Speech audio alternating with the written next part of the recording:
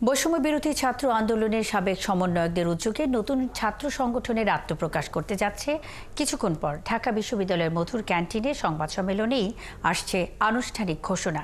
মঙ্গলবার রাতে এক সংবাদ বিজ্ঞপ্তিতে নতুন এই ছাত্র সংগঠনের সঙ্গে যুক্ত আল মাসনুন নামের এক শিক্ষার্থী এ তথ্য জানান। এর নেতৃত্বে থাকছেন কার্যক্রম স্থগিত হওয়া গণতান্ত্রিক ছাত্র শক্তির সাবেক নেতারা। তাদের পাশাপাশি আরও যুক্ত হচ্ছেন ছাত্র জনতার আন্দোলনের সময় ছাত্রলীগ থেকে পদত্যাগী শিক্ষার্থীরা।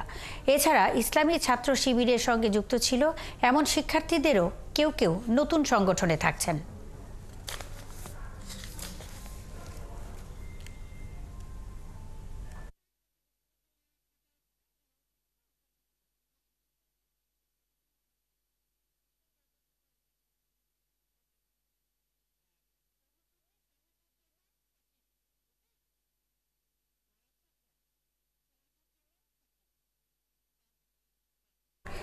এ বিষয়ে ঢাকা বিশ্ববিদ্যালয়ের মধুর ক্যান্টিন থেকে আরও খবর নিয়ে যুক্ত হচ্ছেন শাহাদুজ্জামান সাকিব।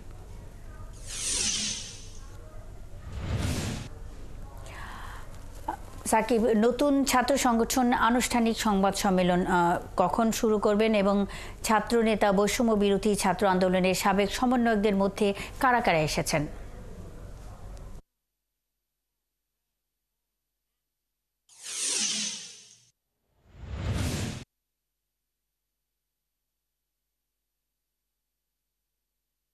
বিকেল ৩টায় এই নতুন ছাত্র সংগঠনটির আত্মপ্রকাশ করার কথা ছিল এই মধুর ক্যান্টিন থেকে। তবে এখন বেলা ৪টা বাজলেও এখন পর্যন্ত সংবাদ সম্মেলনটি শুরু হয় নাই। তবে সংবাদ সম্মেলনের সব ধরনের আনুষ্ঠানিকতা ইতিমধ্যেই সম্পূর্ণ হয়েছে এবং এই ছাত্র সংগঠনটির সাথে সংশ্লিষ্ট যারা রয়েছেন তারা কিন্তু ইতিমধ্যেই এখানে এসে উপস্থিত হয়েছেন। হয়তো কিছুক্ষণের মধ্যেই তারা ঘোষণা দিবেন। আমরা ইতিমধ্যেই যে বিষয়টি জানতে পেরেছি, নতুন এই ছাত্র সংগঠনটির আহ্বায়কের দায়িত্ব নিতে যাচ্ছেন বৈষম্য বিরোধী ছাত্র আন্দোলনের নেতা আবু বাকের মজুমদার। তিনি, আপনি জানেন যে এর আগে গণতান্ত্রিক ছাত্র শক্তি নামে যে সংগঠনটি ছিল, এই সংগঠনটির কার্যক্রম এখন স্থগিত করা হয়েছে। সেই সংগঠনটির সঙ্গে তিনি ঢাকা বিশ্ববিদ্যালয়ের সদস্য সচিবের দায়িত্বে ছিলেন। তিনি নতুন যে সংগঠনটি আসতে যাচ্ছে কিছুক্ষণ পরেই সেটির আহ্বায়কের দায়িত্ব নেবেন এবং এই সংগঠনটির সদস্য সচিব হিসেবে যিনি দায়িত্ব নেবেন জাহিদ আহসান, তিনি বৈষম্য বিরোধী ছাত্র আন্দোলনের দপ্তর সেলের দায়িত্ব রয়েছেন। তিনি এখন পর্যন্ত আমরা জানতে পেরেছি সদস্য সচিবের দায়িত্ব নেবেন। এছাড়াও আজকে ঢাকা বিশ্ববিদ্যালয় শাখার কমিটি ঘোষণা করার কথা রয়েছে এবং কেন্দ্রীয় কমিটি ১৫০ সদস্য বিশিষ্ট এবং ঢাকা বিশ্ববিদ্যালয় শাখারও ১৫০ সদস্য বিশিষ্ট কমিটি আজকে ঘোষণা করা হবে এবং পর্যায়ক্রমে কিন্তু সারা দেশের বাকি যে ক্যাম্পাসগুলো রয়েছে সেগুলোতেও কমিটি ঘোষণা করা হবে। এখানে আপনি যেমনটি বলছিলাম একটু আগেই যে কার্যক্রম স্থগিত হওয়া গণতান্ত্রিক ছাত্র সংগঠনের সাবেক নেতাকর্মীরা যেমন রয়েছেন, তেমনি বৈষম্য বিরোধী ছাত্র আন্দোলনে অংশ রয়েছেন। পাশাপাশি সাধারণ শিক্ষার্থীদেরও একটা অংশ এখানে থাকতে পারেন বলে আমরা ইতিমধ্যে নিশ্চিত হয়েছি। পাশাপাশি বৈষম্য বিরোধী ছাত্র আন্দোলনে অংশ নেওয়া বিভিন্ন নারী শিক্ষার্থী তারাও এই সংগঠনে আসতে পারেন।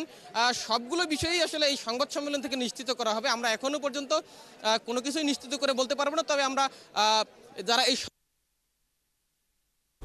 সূত্রে এই তথ্যগুলো জানতে পেরেছি। আর ঢাকা বিশ্ববিদ্যালয় শাখার আহ্বায়কের দায়িত্ব নিতে পারেন আব্দুল কাদের, যিনি বৈষম্য বিরোধী ছাত্র আন্দোলন সমন্বয়কের দায়িত্বে ছিলেন এবং আপনি জানেন যে ৯ দফার ঘোষক ছিলেন আব্দুল কাদের। তিনি এই ঢাকা বিশ্ববিদ্যালয় শাখার আহ্বায়কের দায়িত্ব নেবেন এবং ঢাকা বিশ্ববিদ্যালয় শাখার সদস্য সচিবের দায়িত্ব নেওয়ার কথা রয়েছে, যার তিনি ছাত্রলীগের সঙ্গে সম্পৃক্ত ছিলেন। এছাড়াও এই সংগঠনগুলোর শীর্ষ ৬টি পদের কথা বলা হচ্ছে যে কেন্দ্রীয় কমিটিতে ৬টি শীর্ষ পদ এবং ঢাকা বিশ্ববিদ্যালয় শাখায়ও ৬টি শীর্ষ পদ থাকবেন। এই শীর্ষ পদগুলোতে আসলে ঢাকা বিশ্ববিদ্যালয় ছাড়াও বিভিন্ন ক্যাম্পাসে থাকতে পারেন।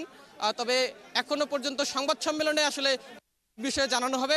আমরা হয়তো সংবাদ সম্মেলন কিছুক্ষণের মধ্যেই শুরু হবে, আমরা সরাসরি সেখানে চলে যাচ্ছি। মুন্নি, খবর রাখতে থাকুন। নিশ্চয়ই সংবাদ সম্মেলন যখন শুরু হবে আপনার কাছে আমরা আবারও ফিরব। দর্শক, বৈষম্য বিরোধী ছাত্র আন্দোলনের সাবেক সমন্বয়কদের উদ্যোগে নতুন ছাত্র সংগঠনের আত্মপ্রকাশ উপলক্ষে ঢাকা বিশ্ববিদ্যালয়ের মধুর ক্যান্টিনে কিছুক্ষণের মধ্যেই সংবাদ সম্মেলন শুরু হবে। সেখানে রয়েছেন শাহাদুজ্জামান সাকিব, তিনি জানাচ্ছিলেন সবশেষ খবরাখবর।